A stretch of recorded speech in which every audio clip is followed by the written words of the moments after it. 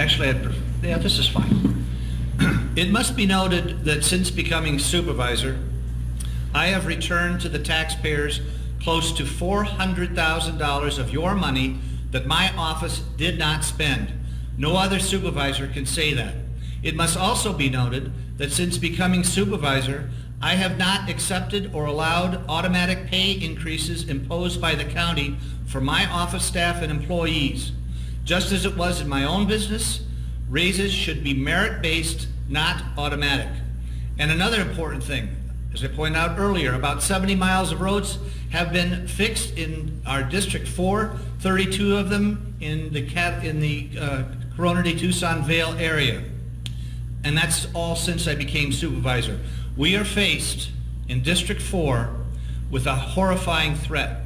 This threat comes in the form of a wild-eyed, extreme, radical, liberal Democrat by the name of Steve Diamond. I know this man. I know how he operates, and I know what he believes in, and he is a danger.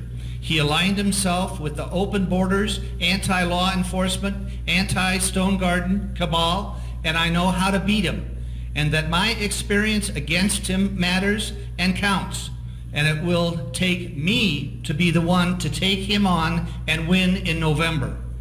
I'm disappointed in having to be distracted by this grave threat and danger by the name of Steve Diamond by having to spend significant resources of mine, financial and otherwise, in order to conduct a primary campaign. I do have monies that I could have spent helping other Republicans win or to help get out the vote, but not now, thanks to my opponents running against me. But it will take my knowledge, and especially my almost 4 years of experience, to defeat this Mr. Diamond. And should he win, and there be another Democrat like him on the Board of Supervisors, the results would be disastrous.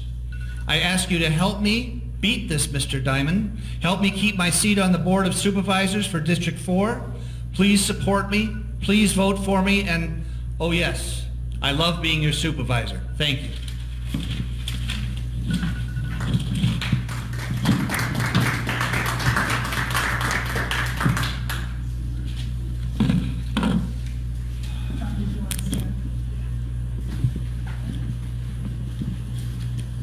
So let me take one point on right away. When it comes to a primary challenge, when we send athletes to the Olympics every 4 years, we don't send the people that we sent before. We have Olympic trials.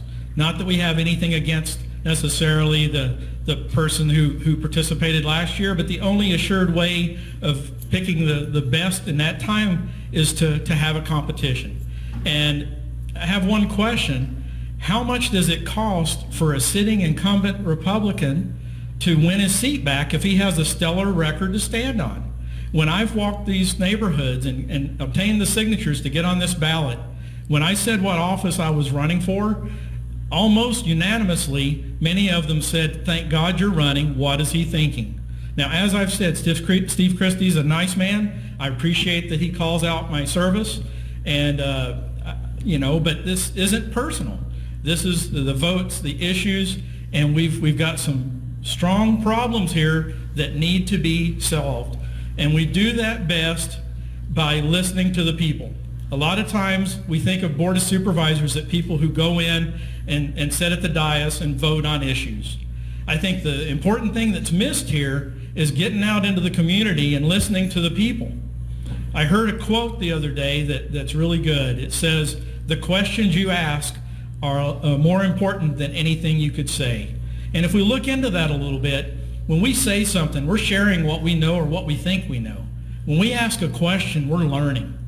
And isn't life all about continuous learning what people need and want, what needs they have, and what ideas they have to make our community all that it can be? I pledge to you that this seat is not Mr. Christie's seat. It won't be my seat when you elect me. It is, always has been, and always will be your seat. And when elected, I won't forget who put me there. Thank you.